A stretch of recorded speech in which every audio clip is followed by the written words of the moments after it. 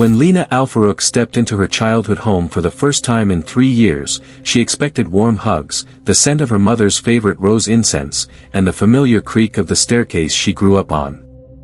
What she didn't expect was a man she had never met answering the door. A man who stared at her just a moment too long. A man whose smile didn't quite reach his eyes. This was the beginning of a nightmare she could never have imagined, because behind that smile was a secret so dark, so twisted, it would not only destroy her family, but put her life in grave danger. After completing her university studies in London, 22-year-old Leena returned to Dubai for the summer. Her mother, Samira Al-Farouk, had been living alone since her husband died in a car accident nearly a decade earlier. The bond between mother and daughter was strong, resilient, formed by shared grief and a lifetime of quiet understanding. But when Leena stepped through the front door that June evening, everything felt different. The energy had shifted. There was another presence in the house. That presence was Kareem Nasser. Tall, charismatic, and unerringly polite, Kareem introduced himself as her mother's companion. Leena was stunned. Samira had never mentioned being in a relationship, let alone living with someone. But Kareem seemed comfortable. Too comfortable. His arm draped around Samira's waist. His belongings scattered through the living room. His photos, smiling next to her mother, framed on the wall. It didn't make sense. How had this happened so fast? In the following days, Leena tried to adjust, but Kareem's presence gnawed at her. He was too perfect. Always helpful, never angry, always watching. He offered to make tea, but never drank any himself. He insisted on doing the grocery runs alone. He had no job, yet seemed to have access to plenty of money. And every time Leena asked questions, her mother brushed them off. He's kind. He's been there for me when you weren't, Samira snapped during one argument. Why can't you just be happy for me? But Leena's instincts screamed otherwise. She began to quietly investigate.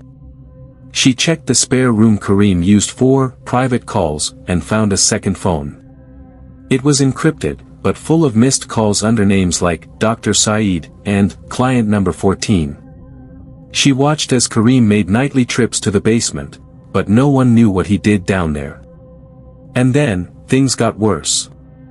Her laptop had been tampered with, photos missing, emails deleted. One night, she woke up to find her bedroom door slightly open. She always locked it. She was sure she had. Her sense of safety was crumbling. Leena decided to install a small camera in the hallway while pretending to be asleep. What she saw chilled her to the bone. At 3:14 a.m., Kareem crept out of his bedroom and stood in front of her door for nearly 5 minutes, just standing, silently, unmoving, before quietly turning away. The next day, Leena confronted her mother again, but Samira's face twisted with fury. You're paranoid. He's been nothing but kind, she cried. He's helping us rebuild our lives. But Leena knew she couldn't stay silent anymore. She went back to the basement. And this time, she broke into a small locked cabinet behind a false wall. Inside was a metal case. And inside the case, she found the truth. Fake IDs. Multiple passports. Stacks of cash in different currencies. And worst of all, photos of women. Dozens. Some smiling, some blurry, all with one thing in common, their faces had been scribbled out in black ink. One photo was of her mother. Another looked eerily like Leena herself. Terrified, she snapped photos of everything and fled to the police.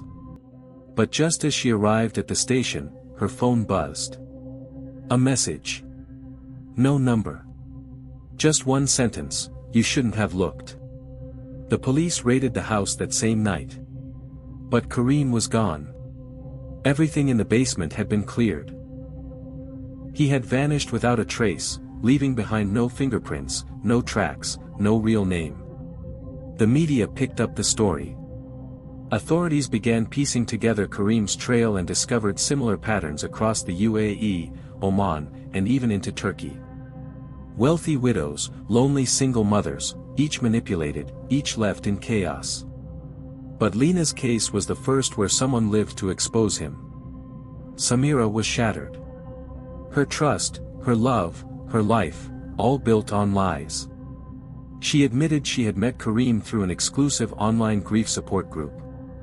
He had known exactly what to say, how to say it. He moved in slowly, building a cocoon of dependence. She never realized he had isolated her from her daughter on purpose. She never saw the control, until it was too late. Today, Leena lives under a different name in a private location, still haunted by what could have happened. She speaks publicly in women's safety seminars and interviews, reminding others to listen to their gut. And to never ignore red flags, even from those closest to you. But Kareem Nasser is still out there. Authorities believe he changes his identity every 18 months. He could be anyone. He could be in another home, right now. Call TO Action, outro. If this chilling story shook you, don't just watch, act. Subscribe to our channel, Netflix Crime Story, for more true and dramatized thriller documentaries that expose the darkest secrets lurking behind seemingly ordinary lives. Thumbs up, like the video, share it with your friends, and comment below if you've ever had a gut feeling you ignored, and wish you hadn't. Because sometimes, the monster isn't under your bed. It's sitting at your dinner table. Iron speech bubble, stay alert. Stay alive.